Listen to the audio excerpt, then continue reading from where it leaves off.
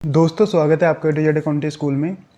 आज की इस वीडियो में हम डिस्कस करेंगे डेट टू इक्विटी रेशो के बारे में।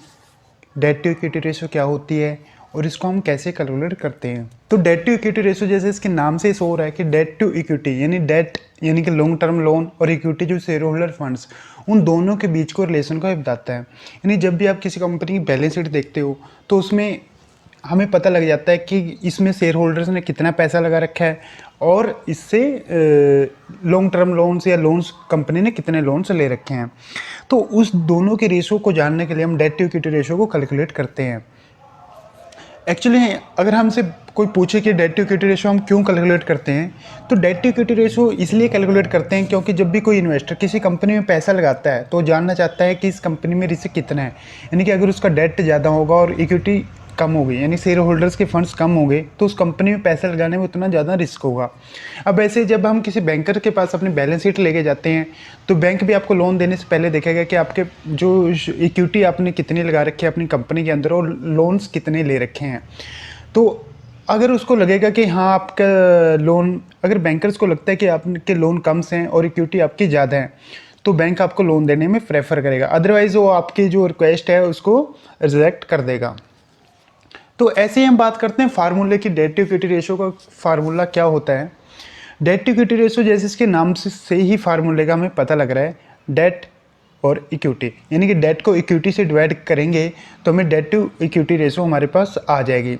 अब जैसे डेट में मैंने बताया कि डेट में क्या है। अब जैसे लोन होते हैं आपकी बैलेंस शीट में, शॉर्ट टर्म लोन भी होते हैं, लॉन्ग टर्म भी लोन होते हैं, बट यहाँ डेट का मतलब है सिर्फ लॉन्ग टर्म लोन्स। और उसके अलावा इक्विटी में क्या शामिल होता है, equity equal to share holder funds यानी कि शेयर होल्डर फंड्स में क्या शामिल करते हैं हम, शेयर कैपिटल, चाहे वो इक्विटी शेयर कैपिटल हो, प्रेफरेंस शेयर कैपिटल हो या रिजर्व एंड सरप्लस, तो सारे मिला के हम इसको इक्विटी बोलते हैं। तो अब हम एक एग्जांपल के द्वारा जान लेते हैं कि डेट टू इक्विटी रेशो को हम कैसे कैलकुलेट करते हैं।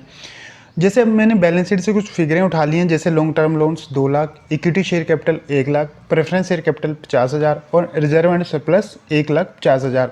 तो अब मैं डेट जो मेरे यहाँ 2 लाख रुपए के हैं और जो मेरी इक्विटी है यानी जो शेयर होल्डर फंड्स हैं वो 1 लाख प्लस 50,000 प्लस 1,50,000 यानी टोटल हो गए 3 लाख।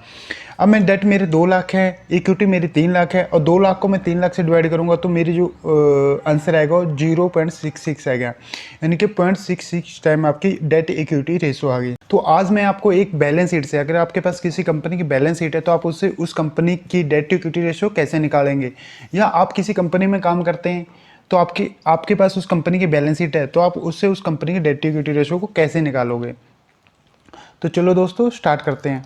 सबसे पहले हम फार्मूला जो हमारा था डेट टू इक्विटी रेशो का वो था डेट डिवाइड बाय इक्विटी, यानी कि डेट तो आप इक्विटी से डिवाइड कर देंगे तो आपकी डेट टू इक्विटी रेशो आ जाएगी। अब इसमें डेट का क्या मतलब होता है, डेट का मतलब होता है आपके लॉन्ग टर्म लोन्स और इक्विटी का मतलब होता है शेयर होल्डर फंड्स यानी कि इक्विटी के आपके अंदर इंक्लूड किया जाता है इक्विटी शेयर कैपिटल को, प्रेफरेंस शेयर कैपिटल को और आपका रिजर्व जो सरप्लस है उस सबको मिला के आपके रिजर्व शेयर होल्डर फंड्स बन जाते हैं, यानी आपकी इक्विटी आ जाती है।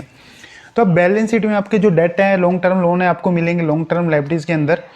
अब जब सबसे ऊपर जाएंगे यहाँ पे है non current liabilities. Non current liabilities के अंदर आपको आपके लॉन्ग टर्म बोरिंग्स है वो मिल जाएगी, तो वहाँ से आपको इस पर लिख देना है।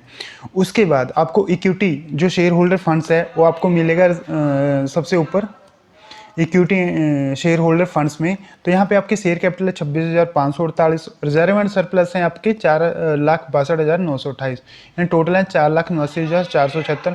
तो हम यहाँ से इसको ले लेंगे। तो अब मेरे डेट है 8,35,310 और इक्विटी है मेरी 4,89,476। तो अब मैं डेट को डिवाइड कर दूंगा इक्विटी से, तो मेरी जो डेट टू इक्विटी रेशो आई है 1.71 टाइम्स आई है। तो ओके दोस्तों, थैंक यू।